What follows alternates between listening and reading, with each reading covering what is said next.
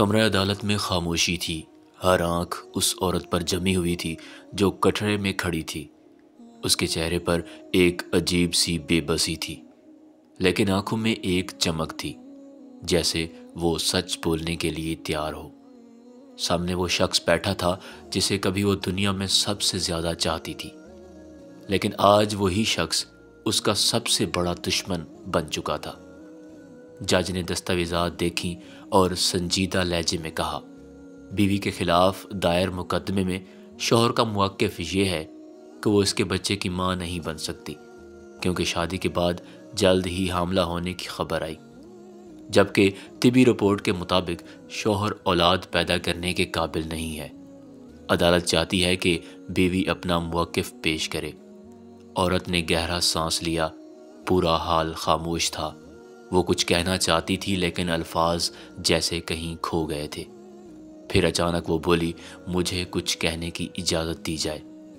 جج نے ساری لایا، یہ سچ ہے کہ شادی کے 2 ماہ بعد ہی مجھے معلوم ہوا کہ میں حاملہ ہوں۔ یہ بھی سچ ہے کہ میرے شوہر نے مجھ پر شک کیا اور طلاق کی دھمکی دی، لیکن یہ آدھی حقیقت ہے، پوری نہیں۔ آج میں سب کچھ بتانے آئی ہوں۔ یہ سب کچھ کیسے شروع ہوا؟ یہ کہانی کچھ مہینے پہلے شروع ہوئی تھی۔ شادی کے بعد وہ اور اس کا شوہر ایک خوشحال زندگی گزار رہے تھے۔ محبت بھی تھی اور اعتماد بھی، لیکن ایک دن اس کے شوہر کی رپورٹس آئیں اور اس کا کہنا تھا کہ وہ کبھی باپ نہیں بن سکتا۔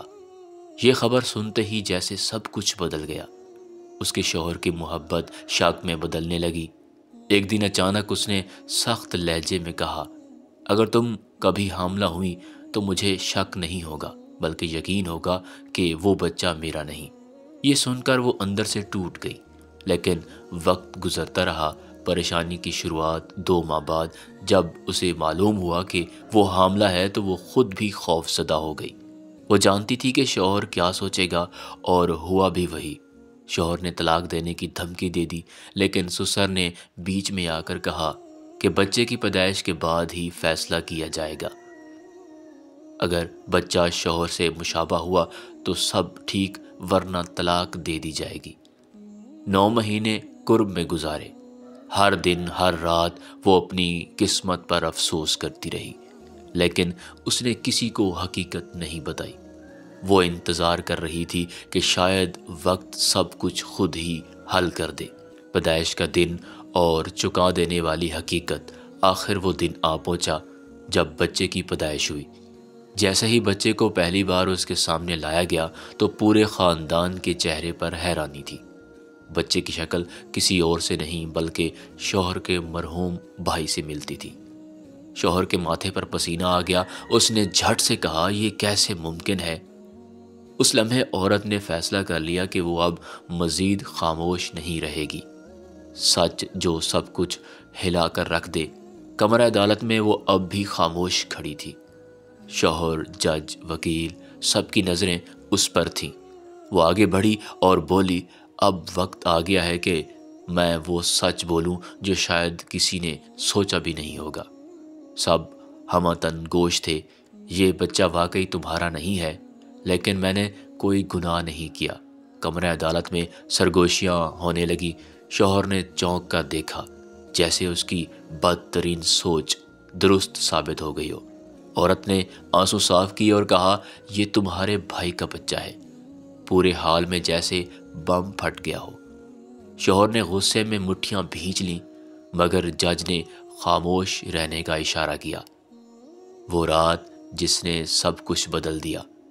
اس نے بولنا جاری رکھا، یہ سب کچھ ایک حادثہ تھا، ایک ایسا حادثہ جس کے بارے میں میں کبھی سوچا بھی نہیں تھا۔ تمہیں یاد ہے تمہارا بھائی تمہاری شادی کے وقت بیمار تھا؟ وہ آخری دنوں میں تھا، لیکن ہم سب کو امید تھی کہ وہ بچ جائے گا۔ شوہر نے سر ہلایا، لیکن چہرے پر سختی برقرار تھی۔ شادی کے بعد ایک رات تم کسی کام سے شہر سے باہر گئے ہوئے تھے۔ میں گھر میں تھی اور تمہارا بھائی بھی وہیں تھا۔ اس رات وہ بہت بیمار محسوس کر رہا تھا۔ میں نے اسے سنبھالنے کی کوشش کی، لیکن وہ اتنا کمزور ہو چکا تھا کہ چل بھی نہیں پا رہا تھا۔ وہ کہہ رہا تھا کہ اسے بہت خوف محسوس ہو رہا ہے۔ وہ اکیلا مرنا نہیں چاہتا، وہ بس کسی کے سائے میں جانا چاہتا تھا۔ میں نے اسے تسلی دی لیکن وہ بے ہوش ہو گیا۔ شوہر کی آنکھوں میں غصہ اب بھی تھا لیکن حیرانی بھی۔ جب وہ بے ہوش ہوا تو مجھے لگا کہ وہ دنیا چھوڑ چکا ہے۔ میں نے تمہیں کال کی لیکن تمہارا فون بند تھا۔ میں نے ڈاکٹر کو بلایا مگر جب تک وہ آیا تمہارا بھائی ہمیشہ کے لیے جا چکا تھا۔ شوہر نے زور سے میز پر ہاتھ مارا۔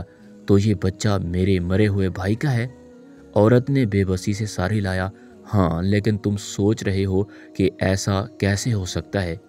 حقیقت یہ ہے کہ مرنے سے پہلے اس نے اپنی زندگی بچانے کی آخری کوشش کی تھی۔ میں اسے سنبھالنے میں لگی رہی اور ڈاکٹر نے بتایا کہ بے ہوشی کی حالت میں اس کے جسم کے کچھ خلیے محفوظ کیے جا سکتے ہیں تاکہ بعد میں وہ باپ بن سکے۔ لیکن سب کچھ اتنا جلدی ہوا کہ میں اس سچائی کو قبول ہی نہیں کر پائی۔ کمرہ عدالت میں سناٹا تھا۔ جج نے کچھ دیر سوچا پھر بولے، اس عورت نے جو کچھ کہا اس کا کوئی ثبوت ہے؟ وہ خاموش رہی، پھر اپنی جیب سے ایک فائل نکالی۔ یہ ڈاکٹر کی رپورٹ ہے جس میں واضح لکھا ہے کہ بچے کی جنیاتی شناخت میرے شوہر کے بھائی سے ملتی ہے اور یہ سب کچھ حادثاتی طور پر ہوا تھا۔ میں نے کوئی گناہ نہیں کیا، میں نے بس ایک زندگی کو محفوظ رکھنے کی کوشش کی جو شاید میرے ہاتھ میں بھی نکل گئی۔ شوہر کی آنکھوں میں آنسو آ گئے۔ اس نے فائل دیکھی، پھر بچے کی طرف دیکھا جو قریبی نرس کے ہاتھ میں تھا۔ وہ چپ چاپ کرسی پر بیٹھ گیا۔ کافی دیر بعد اس نے سر اٹھایا اور کہا، میں نے تم پر شک کیا، تمہیں رسوا کیا، لیکن تم نے حقیقت چھپائے رکھی کیونکہ تم جانتی تھی کہ میں برداشت نہیں کر پاؤں گا۔ پھر وہ جج کی طرف مڑا، میں اس مقدمے کو واپس لینا چاہتا ہوں اور اپنی بیوی سے معافی مانگتا ہوں۔ میں اس بچے کو اپنا نام دینے کے لیے تیار ہوں۔ عورت کی آنکھوں سے آنسو نکل آئے۔ اس نے سر جھکایا اور کہا، مجھے بس یہی سننا تھا۔ کمرہ عدالت میں سب حیران تھے۔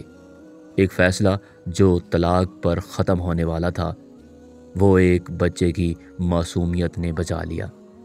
جج نے دستاویز بند کی اور مسکرا کر کہا، آج ایک شادی بچ گئی کیونکہ کسی نے آخری لمحے پر سچ بولنے کی ہمت کی۔